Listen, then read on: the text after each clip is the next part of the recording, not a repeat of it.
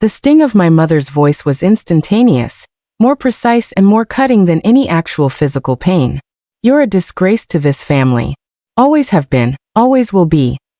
That was the hook, the sentence that ripped through the strained silence of their living room, and confirmed everything I had spent 30 years trying to disprove. But what made the words utterly unbearable this time was the context. My father, looking up from his armchair with a face twisted by cold disdain, added, "Your sisters, they're responsible. They send us money every single month. But you're a parasite. You just take." I was being called a parasite, an ungrateful leech, while the proof of the $9,000 I had secretly and sacrificially sent to them over the last 6 months was sitting, completely invisible, on the transaction history of my phone.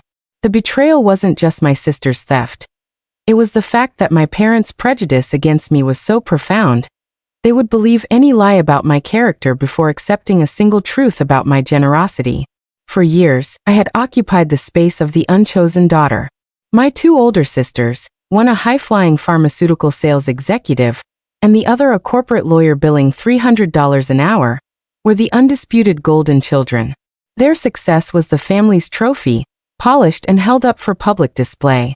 When they came home for Sunday dinners, the entire atmosphere shifted.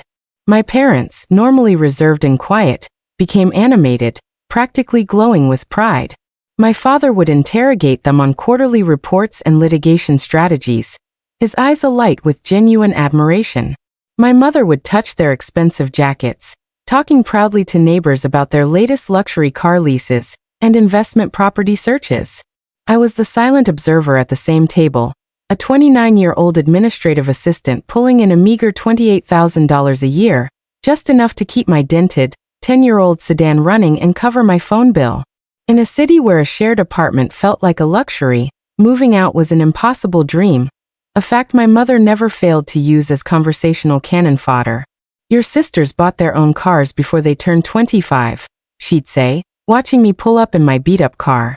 "But I suppose everyone moves at their own pace." The implication was a heavy, suffocating blanket. I was slow, I was behind, I was a failure. The worst part was the invisibility. I could reach for the salt shaker, my hand inches from it, and my father would still ask the sister sitting next to me to pass it. I simply wasn't registered in their field of vision, unless they needed a point of comparison for disappointment. I tried to break the mold once, at age 26. I walked into the kitchen to find my father hunched over bills, his forehead deeply furrowed, murmuring about utility costs while my mother sorted statements with the tense rigidity of a highly stressed person. I had just received a small, barely noticeable raise. "Hey," I offered cautiously. "I could contribute $75 toward utilities if that would help." He looked up at me, and the look he gave me wasn't gratitude or even common courtesy. It was pure, distilled contempt mixed with pity, as if I had offered him worthless pocket lint. "You can barely support yourself," he dismissed me flatly. "Don't pretend you can help us. You need every penny you earn just to stay afloat." My mother didn't even meet my eyes, just nodded in cold agreement. My attempt to contribute, however meager, was considered an insult, a worthless gesture from the incompetent daughter. I learned the lesson well. Stay silent and stay invisible, because my efforts were not just unwelcome, they were actively offensive. My sisters were not overtly malicious when we were alone. They were capable of sisterly affection, texting memes, sharing gossip from their corporate lives, and genuinely encouraging me to advance. But the moment our parents entered the frame, the dynamic snapped back. They were the suns, and I was the satellite, orbiting their light and fading into shadow. They had their retirement funds, their luxury travel, their established careers. I told myself their success was natural, that they just had a head start. I manufactured comforting lies to keep myself sane. I was always chasing a validation that they freely received. Then came the pivot, a random Tuesday in March.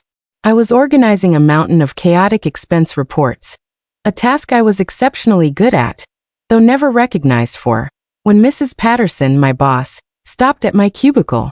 "My office, please." The familiar, nauseating dread washed over me. I walked down the corridor on unsteady legs, running through potential screw-ups. Downsizing? Firing? I sat across from her, ready for the axe, when she did the unexpected. She smiled.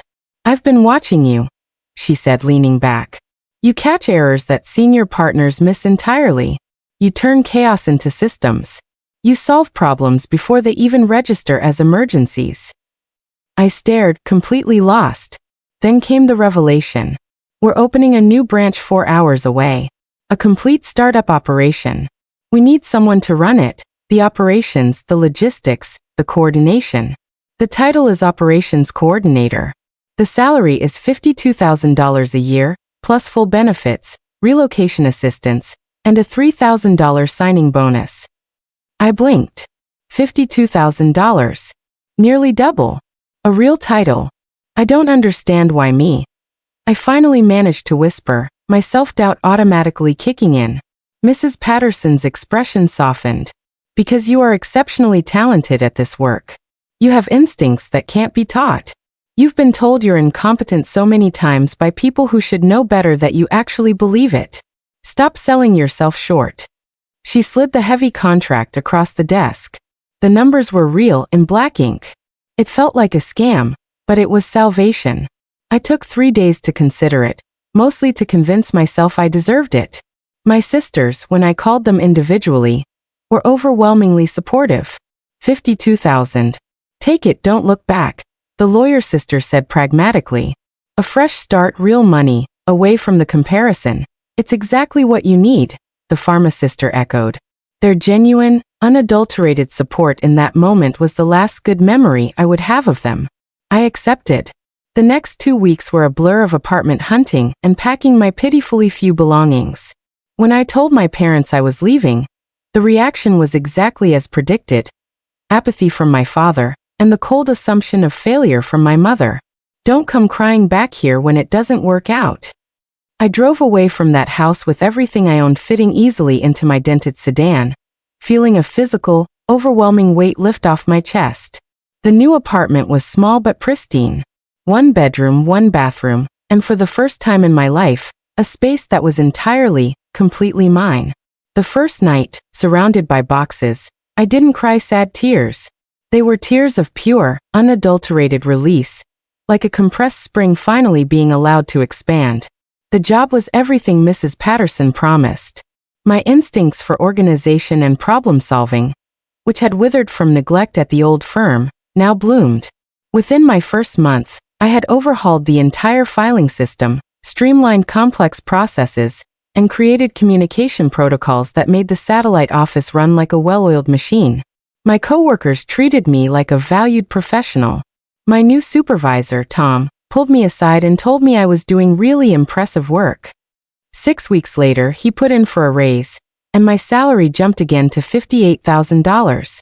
I had financial breathing room for the first time in my adult life. I looked at my bank account, with savings steadily building, and the idea formed.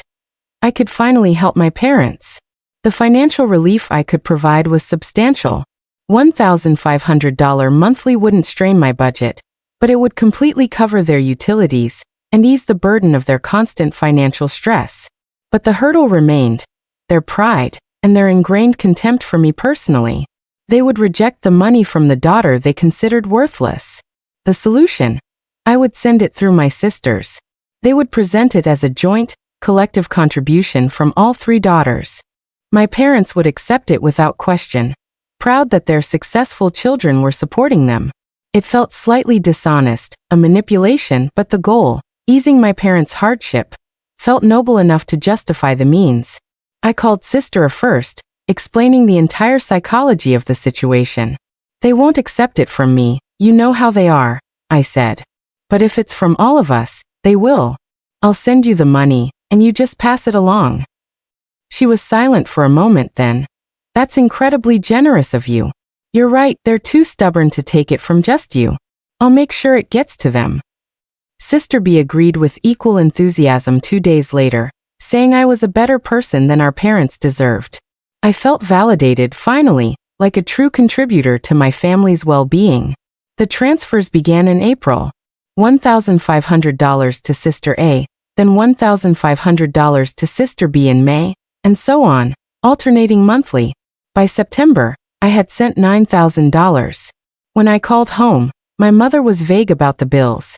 "We're fine," she'd say, quickly changing the subject to my job. I took her evasiveness as pride, as the shame of accepting help. Meanwhile, I watched their social media lives explode. Sister A posted pictures of elaborate, clearly high-end restaurant meals several times a week, tagging them vaguely as celebrating success. Sister B posted a new luxury SUV in July, not an economy car, but a sleek high-end vehicle, with captions about hard work paying off. Both of them were taking frequent, expensive weekend trips, beach resorts, spa getaways, wine country tours. Their lives looked increasingly lavish. I was genuinely happy for them, assuming they'd gotten massive raises I hadn't heard about. It never, not once, occurred to me that their dramatic lifestyle upgrade coincided exactly with the month I started sending my money. I was too eager to trust, too desperate to believe the best.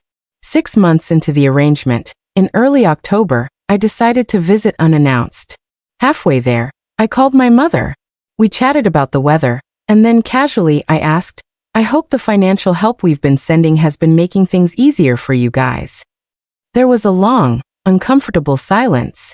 "What help?" she finally asked, her voice strange, uncertain. I felt the first sickening lurch of doubt. "The money. The money we've all been sending you every month." "Oh," she said, tentative. "Right. Yes, that's been helpful." But her tone was all wrong. It was the tone of someone scrambling to cover a mistake. She ended the call abruptly, blaming static. I tried to dismiss it, but the knot in my stomach tightened. When I reached the neighborhood, I pulled up across the street from the house and just stared.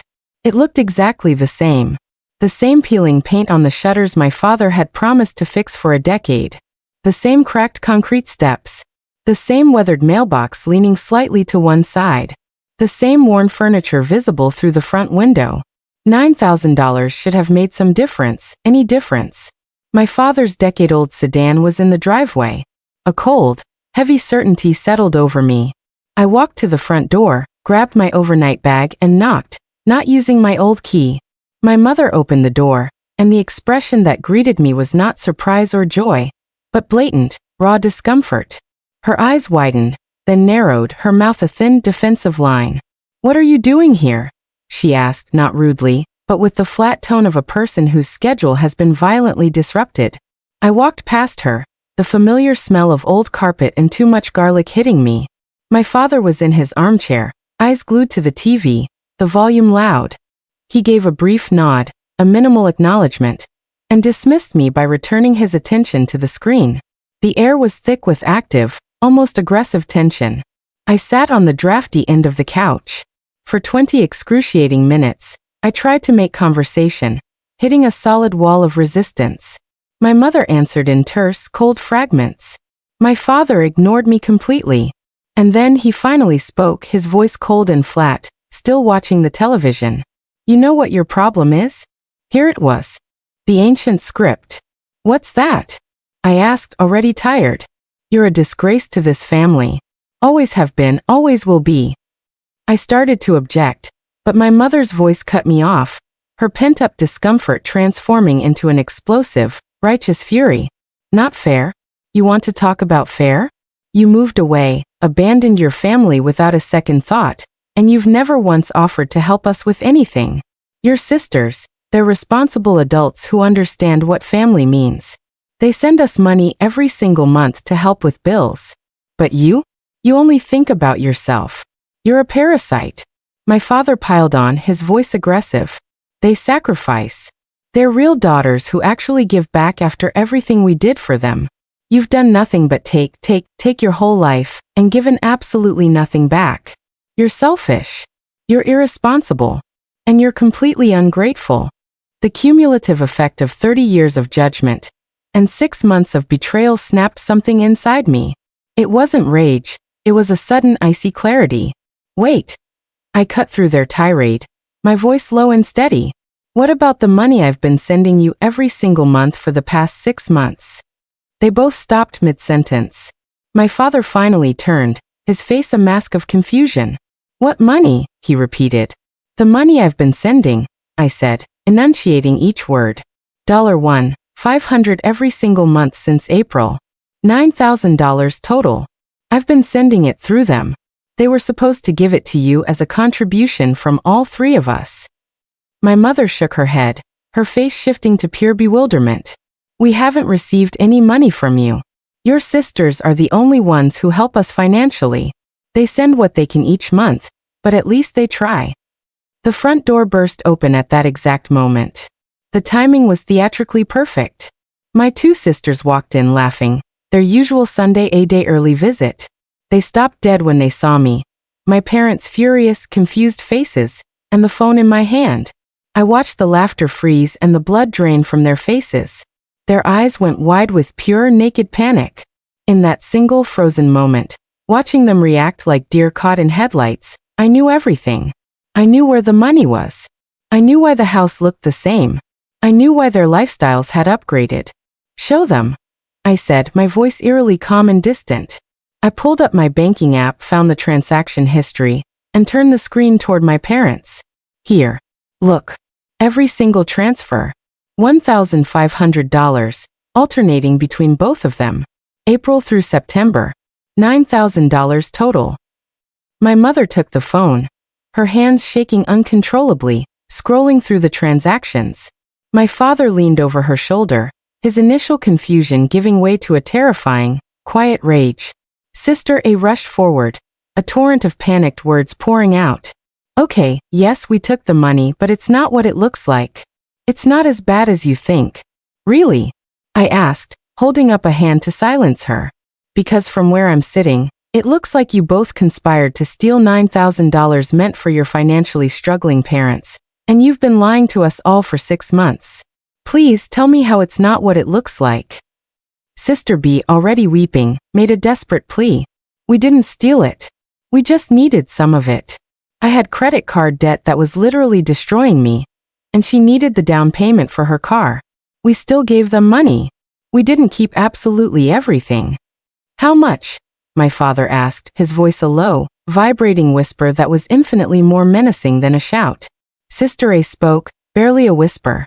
"About $50 a month. Sometimes $100 if we could afford it." The silence that followed was complete and absolute. "Let me make absolutely certain I understand this correctly," my father repeated, the quietness making his words drill into my skull. "Your sister, the one you always called worthless and irresponsible, sent you $9,000, and you gave us less than $100 a month out of that money? We were going to pay her back."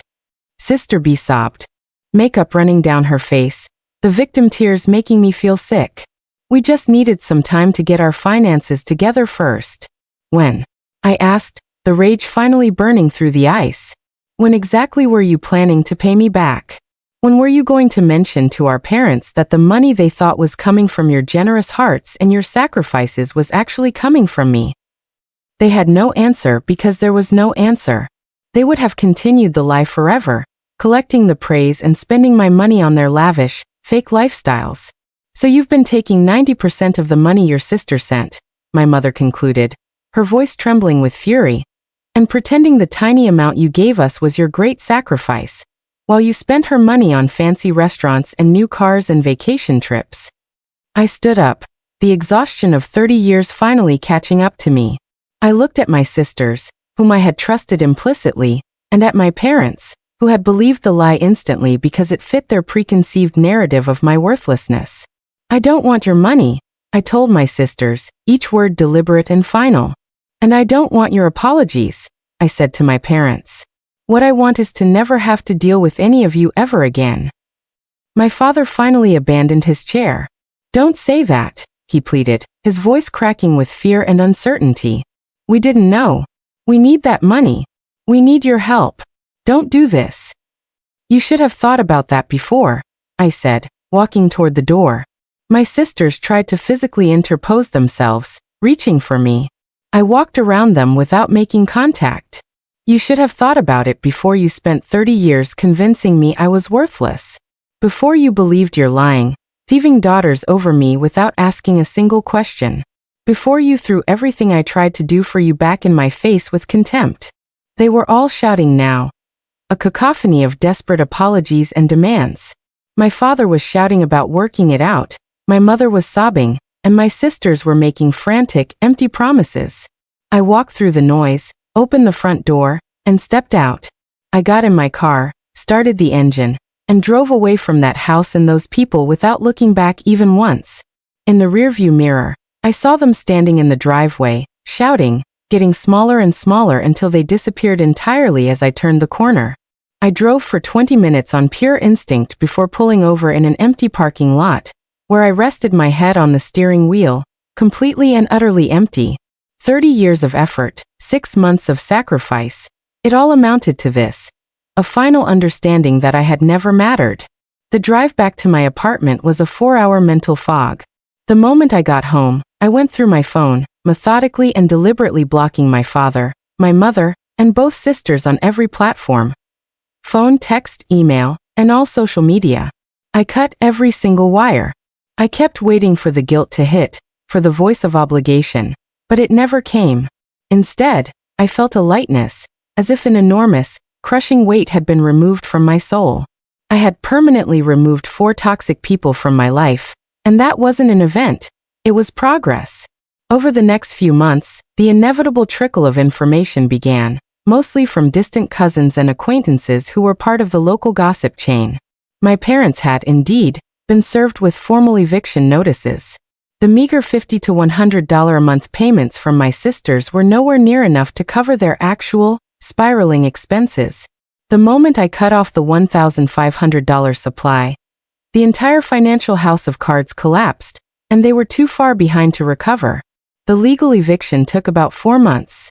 My older sister, the pharma executive, was forced to take them in because the lawyer sister's apartment was too small. 3 adults were crammed into a single-bedroom apartment. My parents slept on an air mattress in the living room. The situation was, as you would expect, a constant source of toxic resentment. More details emerged about my sisters. Their seemingly successful lives were a meticulously curated facade. The older sister was buried in credit card debt, the source of her frantic need for my money. Every fancy meal, every concert post, was financed by debt and theft. The younger sister's corporate law job barely covered her massive student loan payments, and the new luxury SUV had required a huge down payment she stole from me. Locked into crippling monthly payments she couldn't afford without my subsidy, she lost the car. It was repossessed after 4 months of missed payments. The sisters were now fighting constantly, not just about the money, but about whose fault this miserable collapse was. My mother tried sending letters, which I recognized by the handwriting, and threw away unopened. My father tried sending letters, too, but they received the same treatment. Any package sent to my door was refused and returned to sender. As for me, I flourished. I received another promotion 18 months later, pushing my salary to $65,000.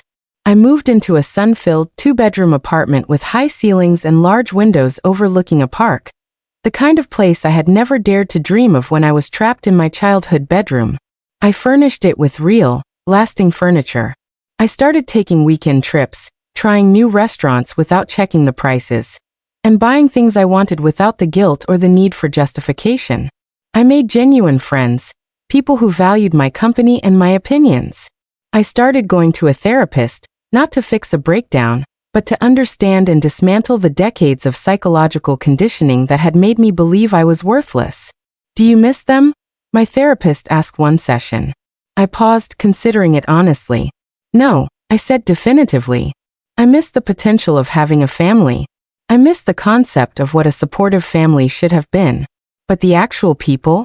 The ones who were incapable of basic respect and chose to betray me? I don't miss them at all. She called that a healthy distinction. Grieving the fantasy is not the same as grieving the reality. The hardest part wasn't the final cut. It was letting go of the hope, the decades-old fantasy that if I was just good enough, successful enough, or loving enough, they would finally see my value. That hope died the day I saw the panic in my sister's eyes, and it was the heaviest weight I had ever dropped. About 18 months after I walked out, my older sister found my work email. The email was long, pathetic, and filled with detailed reports of their current misery. The eviction, their destroyed finances, my parents' deep depression, and her desperate need for reconciliation. She claimed she and my other sister had paid back most of what they took, a clear lie, and begged to meet. She used manipulative words like family, healing, and moving forward. She specifically mentioned that my parents were crying about losing me and finally understood how much I had been doing for them. I read the entire email, absorbing the information like a detached observer. Then, I deleted it without a response. There was nothing left to say. I learned a simple, painful truth. Some relationships are toxic at their core, and no amount of effort, sacrifice, or money will ever fix them. Respect cannot be earned. It is either freely given or it is absent. My family never respected me. 2 years after I walked away, I moved again, better job, better city, better life. I'm 31 now, living a life of my own making, surrounded by people who value me, with a past that is slowly fading into a background hum. Sometimes, I wonder what became of them, but I quickly remind myself that their fate is no longer my problem. I spent 30 years trying to be enough for them. Now I am finally enough for myself, and that is the only approval that holds any weight.